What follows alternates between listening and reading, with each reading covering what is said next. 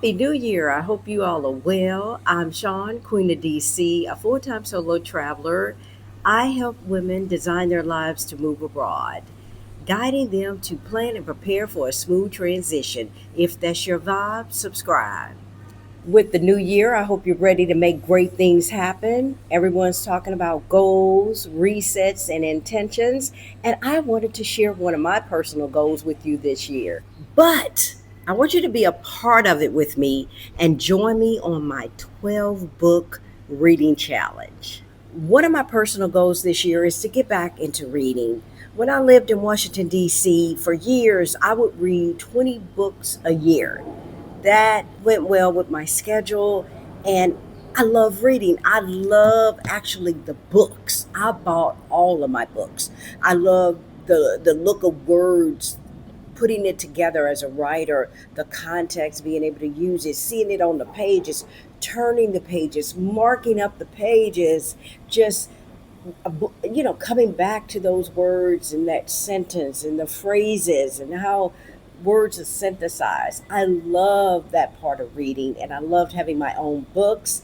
When I left DC, I had over 200 books on my bookshelf. I had no idea I had that many books. My friend had a really lovely shop on Georgia Avenue, right across the street from Howard University. I donated all but four books to her, and she, within a week, she said those Howard University students had bought all those books. They were loving the books, and it was a variety of genres.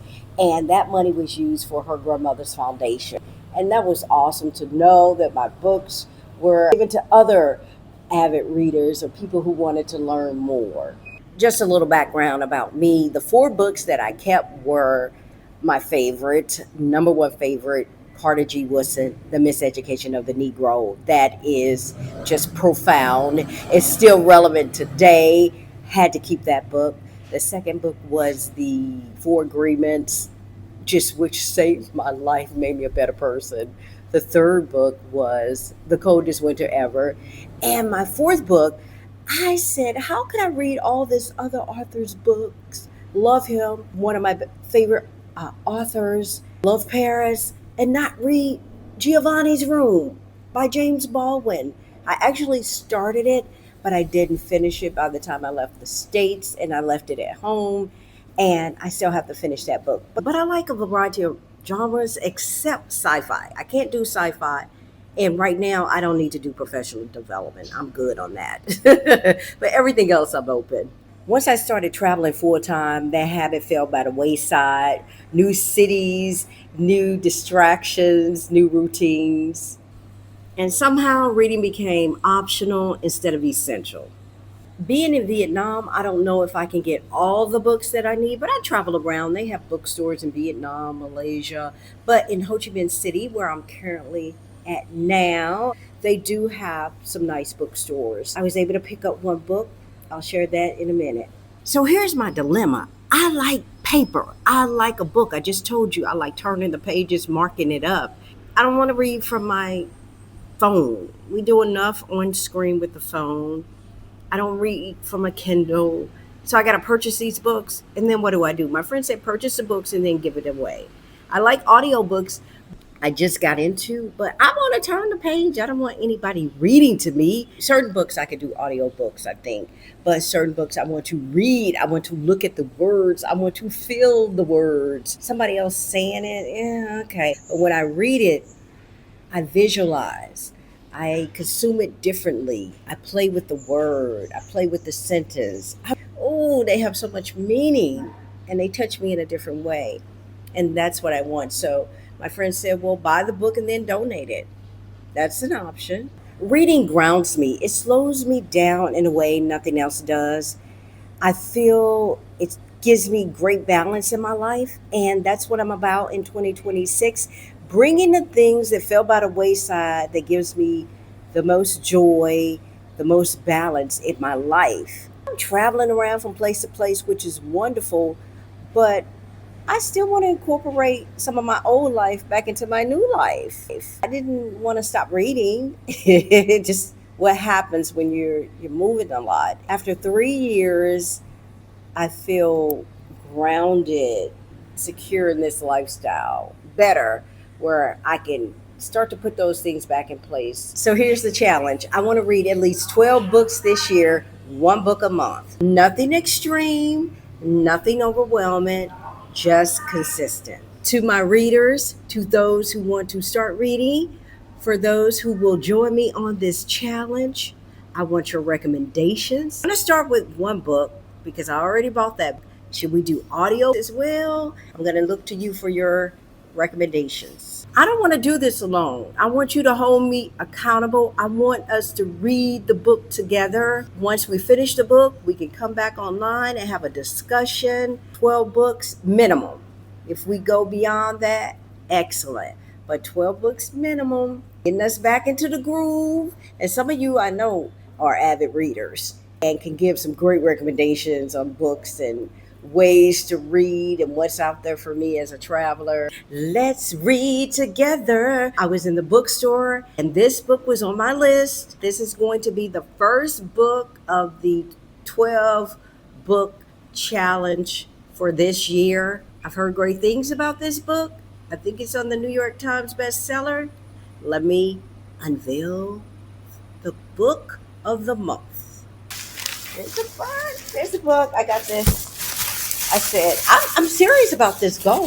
So I went into the bookstore and I got this book.